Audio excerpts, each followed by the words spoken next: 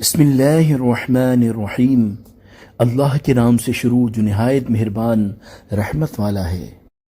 صاد والقرآن ذی الذکر، ترجمہ کنز العرفان۔ صاد نصیحت والے قرآن کی قسم، بل الذین کفروا فی عزت وشقاق، بلکہ کافر تکبر اور مخالفت میں پڑے ہوئے ہیں۔ تفسیر صراط الجنان۔ صاد یہ حروف مقطعات میں سے ایک حرف ہے، اس کی مراد اللہ تعالیٰ ہی بہتر جانتا ہے۔ والقرآن ذی الذکر، اس نامور قرآن کی قسم۔ اس آیت میں مذکور لفظ الذکر کا ایک معنی ہے عظمت، ناموری، اور دوسرا معنی ہے نصیحت۔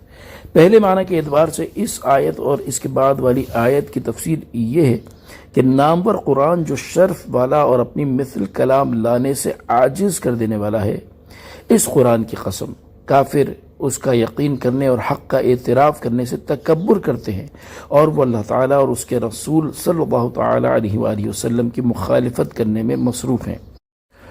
دوسرے معنی کے اعتبار سے اس آیت اور اس کے بعد والی آیت کی تفسیر یہ ہے کہ اس نصیحت والے قرآن کی قسم جس کے ذریعے اللہ تعالیٰ تمہیں نصیحت فرماتا ہے کہ جس طرح کفار متعدد خدا مانتے ہیں، در حقیقت ویسا نہیں، بلکہ کافر تکبر اور مخالفت میں پڑے ہوئے ہیں اور نبی کریم صلی اللہ تعالیٰ علیہ وآلہ وسلم سے عداوت رکھتے ہیں، اس لیے حق کا اعتراف نہیں کرتے۔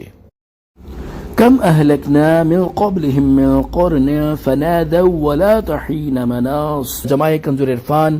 ہم نے ان سے پہلے کتنی قومیں ہلاک کر دیں تو وہ پکارنے لگے حالانکہ بھاگنے کا وقت نہ تھا۔ تفسیر صراط الجنان، یعنی اے حبیب صلی اللہ تعالیٰ علیہ وآلہ وسلم، اسی تکبر اور انبیاء علیہم السلام کی مخالفت کے باعث ہم نے آپ کی قوم سے پہلے کتنی امتیں ہلاک کر دیں، اور جب ان پر عذاب نازل ہونے کا وقت آیا تو انہوں نے فریاد کی اور توبہ اور استغفار کرنے لگے تاکہ اس عذاب سے نجات پا جائیں، حالانکہ اس وقت بھاگنے اور عذاب سے نجات پانے کا وقت نہ تھا، اور اس وقت ان کی فریاد بیکار تھی کیونکہ وہ وقت مایوس ہو جانے کا تھا، لیکن کفار مکہ نے ان کے حال سے عبرت حاصل نہ کی۔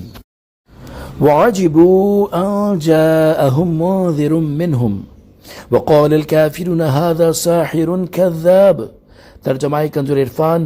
اور انہیں اس بات پر تعجب ہوا کہ ان کے پاس انہی میں سے ایک ڈر سنانے والا رسول تشریف لایا، اور کافروں نے کہا یہ جادوگر ہے، بڑا جھوٹا ہے۔ تفسیر صراط الجنان، یعنی کفار مکہ کو اس بات پر تعجب ہوا کہ محمد مصطفیٰ صلی اللہ تعالیٰ علیہ وآلہ وسلم ظاہری خلقت، باطنی اخلاق، نسب اور شکل و صورت میں تو ہم جیسے انسان ہیں، پھر یہ کیسے ہو سکتا ہے کہ ہم میں سے صرف وہ رسالت جیسے بلند منصب کے حقدار ٹھہریں؟